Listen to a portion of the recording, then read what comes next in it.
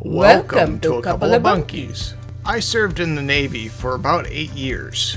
A friend of mine that I met at Assault Craft Unit 2 saw that I started my own woodworking business. He asked me if I could make a shadow box in the shape of a Danforth anchor. He wanted his rank name ears served on the crown part of the anchor. The flukes would be made into shadow boxes to hold his commendations. The shank will be hollowed out to hold the United States flag. I drew out the design in ViaCAD, and I even did a small live stream on it. Check in the upper right hand side for that live stream. We decided to make it out of western red cedar, so I started this process by planing down some 4x4s. Tim marked the 4x4s to the length he needed. Then he took out his miter saw and cut the boards to that length. I arranged the boards by their grain. I sent the boards through the joiner to get a perfectly straight edge for the glue up. And I glued them up to make a large block. And I let this set overnight. After attaching my template, I went ahead and cut off the piece for the crown. Then I cut the crown to the exact size of the template. Then I separated the flukes from the main block. I took one of the flukes and cut it out to the line on the template. I repeated the same process on the other fluke. Tim traced a template on the wood where the shadow box will be cut out of the fluke. Tim used a plunge router to remove material and create a cavity to the template's size. This process took some time, so we decided to speed it up quite a bit.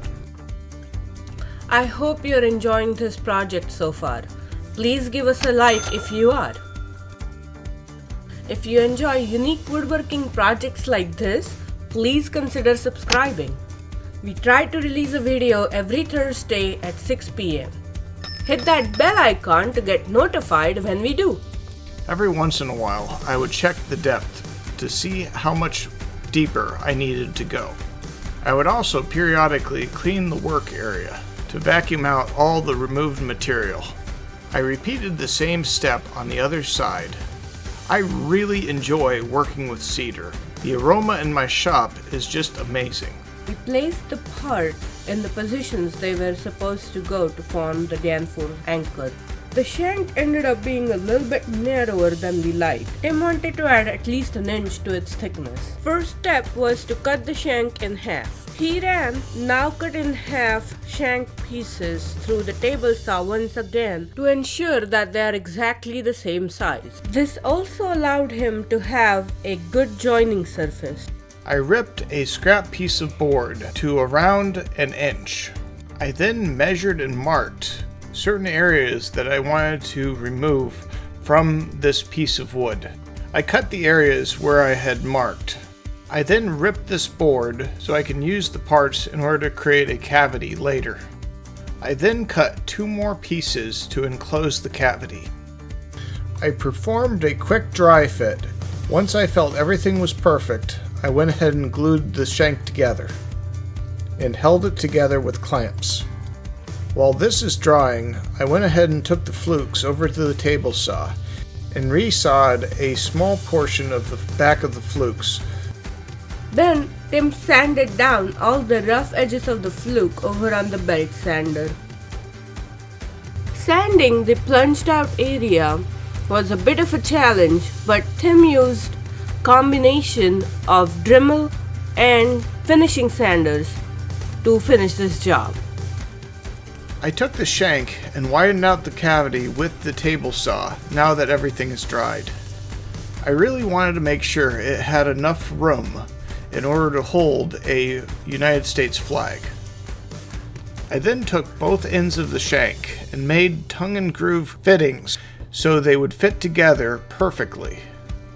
This made the ring of the shank and the crown slide perfectly right into the joint of the shank itself. I then took the crown and marked the areas where I would need to cut out in order to have the shank and crown overlapping. And I did the same thing to the shoulder of the fluke. I then continued to cut all of the joints that I wanted to make. Most of these were rabbet joints. For the crown going into the shoulder, I had to make some special angled joints. I ended up cutting it out with a oscillating saw after making the initial cuts with the bandsaw. I then took some measurements between the shank and the crown. With the help of a small chisel, I then created the joints in order to fit them together. I finally succeeded in getting a fairly good dry fit. I take the crown over to the belt sander and give it a more rounded, more natural curve. It's really starting to come together now. I end up doing a glue up and let it dry overnight. I ended up using my circular saw in order to create a channel where I could put an inlay of walnut. I added the walnut to frame around the crown so it would draw your eye to the plaque that's going in there later. After cleaning the area with a chisel, I glued the inlays into place and filled in any cracks with wood putty. After it set again overnight, I went ahead and went over everything with the sander, making sure everything looked perfect. I had some PITCHUTE left over from another project, and I wanted to just add one more piece of inlay material between the shank and the crown.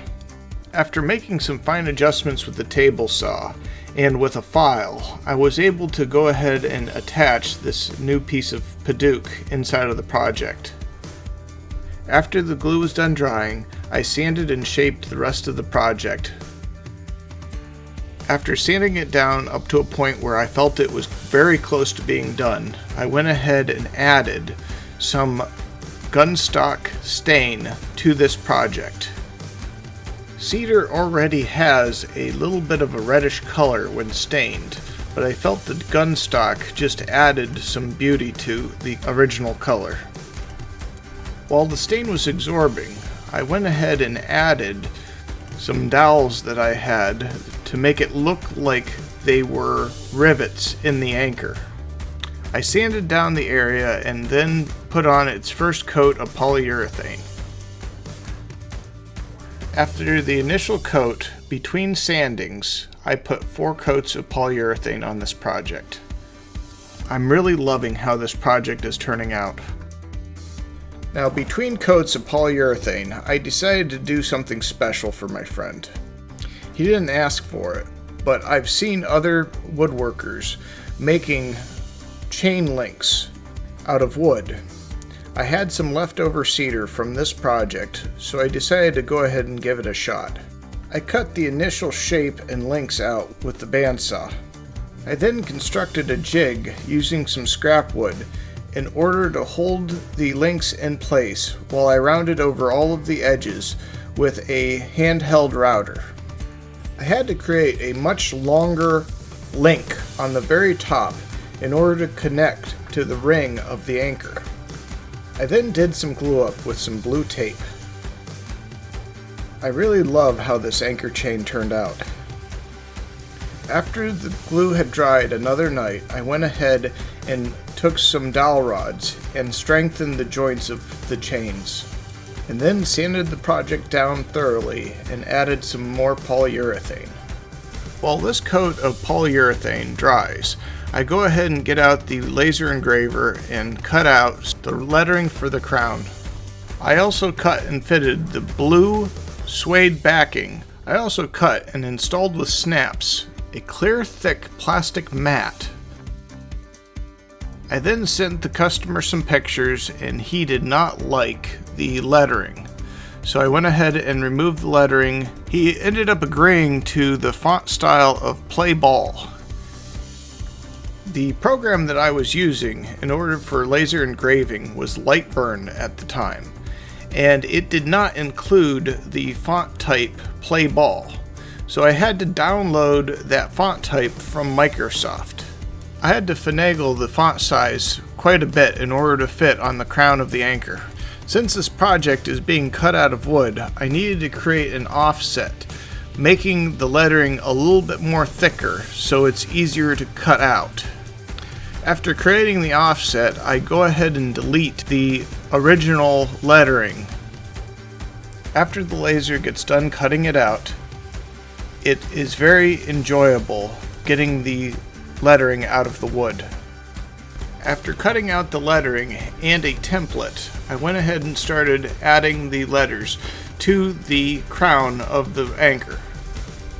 I used a tape template cut out with the same laser engraver in order to maintain all the spacing, and glued each letter down with CA glue.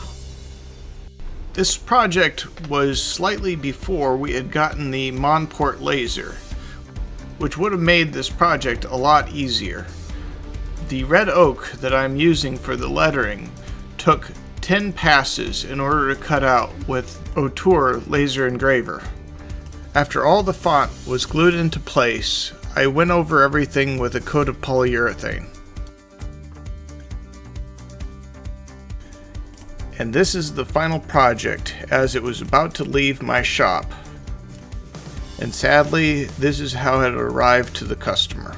I ended up submitting a claim with USPS. I could honestly make a whole video on how bad USPS handled this project. As of right now, they've agreed that they broke it, and we've been communicating back and forth over the price of anchor. But this might have been a good thing. I was able to actually go back and remake the original anchor, and I was able to make some changes in order to make it better. One of the changes that we made was to swap out the snapped on clear plastic mat with the solid acrylic glass. Tim created panels in the back that can be opened up. We also changed out the wooden lettering with a metal plaque that we engraved with our Monport laser engraver. Here's some of the footage from our Monport laser. This is our first time using the Monport laser engraver on metal. I hope you like this project overall, and I hope you are enjoying this video. Please consider subscribing. We release a video every Thursday at 6 p.m. Please ring that bell icon so you get notified.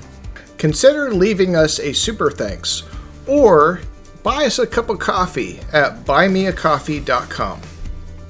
And here is that beautiful anchor Tim's friend ended up receiving at the end. I really enjoyed working on the project a second time. There are so many times that I finish a project and I go, I should have done it this way, I should have done this that way. And this project, I got to do it all over again. So I got to implement techniques that I didn't do on the first project, and it ended up turning out absolutely amazing. And again, I just want to thank everyone for watching this video.